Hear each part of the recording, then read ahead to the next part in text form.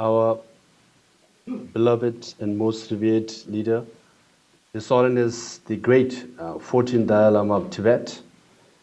It's a great privilege and honor to be here.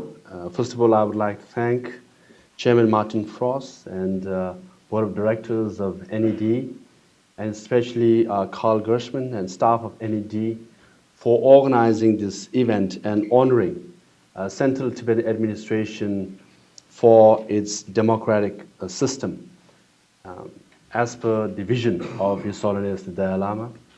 And it's also fitting that I'm in the presence of very close friends of Tibet and Tibetan people, leader Nancy Pelosi, Richard Gere, and many who are present here today, and Senator Dianne Feinstein just left, because it is the vision of His Holiness the Dalai Lama that we Tibetans followed and implemented his vision to have a democratic system in exile. This is a great achievement on the part of the exiled Tibetans and the war. Having end of this speech, democracy itself. We elected members of the parliament. The parliament was formed. And in 1963, we had second round of election, and Tibetan women representation was there in 1963. Today, in the 45 strong members of the Tibetan parliament, we have 10 Tibetan women. By percentage, we have more than 20% of women representation in Tibetan parliament. From what I read in US Congress is a little less than 20%, even though it's led by a leader like Nancy Pelosi. So in that sense, we have beaten the track record of US Congress as far as women representation is concerned. But I think the US might beat us when it comes to selecting or electing its next president, because His Holiness believes if there are more women leaders in the world, it will be a compassionate world. So hopefully, if America selects or elects its next woman president, it will be better, fulfilling His Holiness' belief that it will be a compassionate America.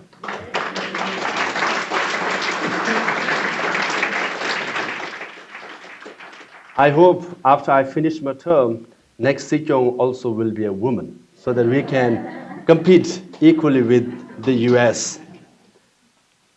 And then in 1963, His Holiness dictated rather that we have to have a constitution. So there are a lot of debate and discussion and protest because His Holiness wanted a provision of impeachment. Now, impeachment of himself.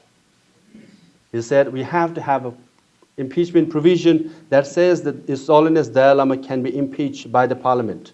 That many Tibetans thought was sacrilege, that even to utter that word is going to hell.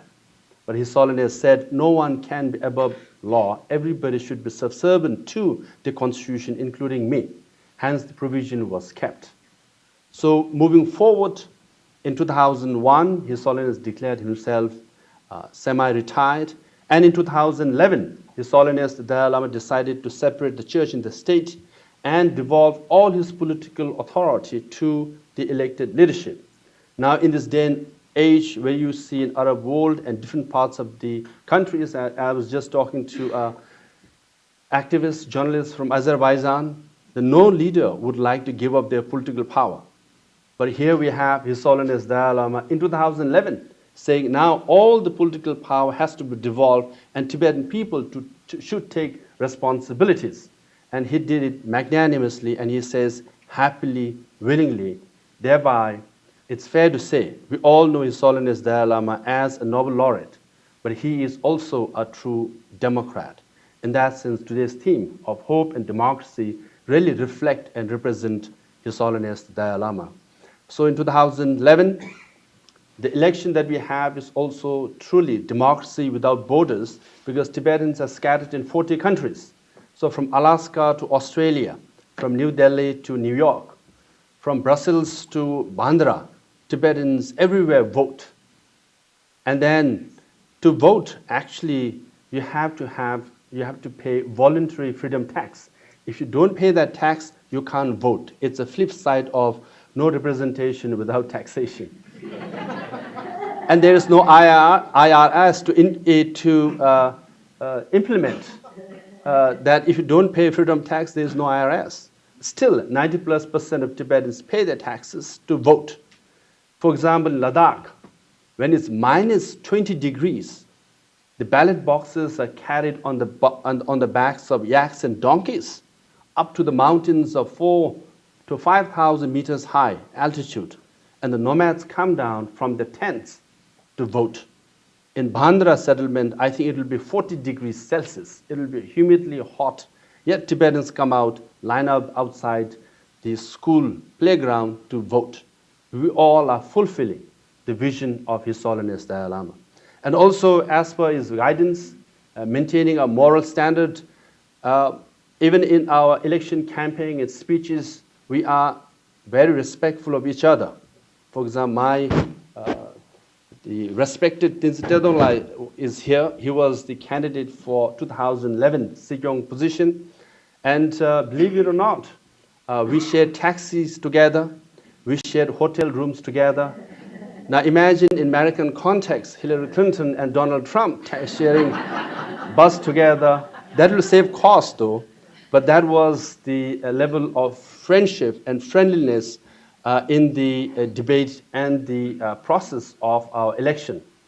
Unfortunately, this time, in 2016 election, we were not able to live up to the high moral standards set by His Holiness Dalai Lama. We got reprimanded as well for not living up to his moral standard. But compared to Ted Cruz and Donald Trump campaign rhetoric, we were very, very mild. Still, His Holiness was a bit disappointed, for which we apologize. And from these mistakes that we learn moving forward, it will be a truly Buddhist and compassionate democracy. So this democracy in exile is, academically speaking, theoretically impossible, because you have exile and you have democracy. Once you're in exile, your goal is one, to return to your homeland. Your goal is freedom, and one leader is what we focus on. But once you're in exile, instead of one leader, you have to have opposition parties. Instead of one voice, you have to have freedom of speech.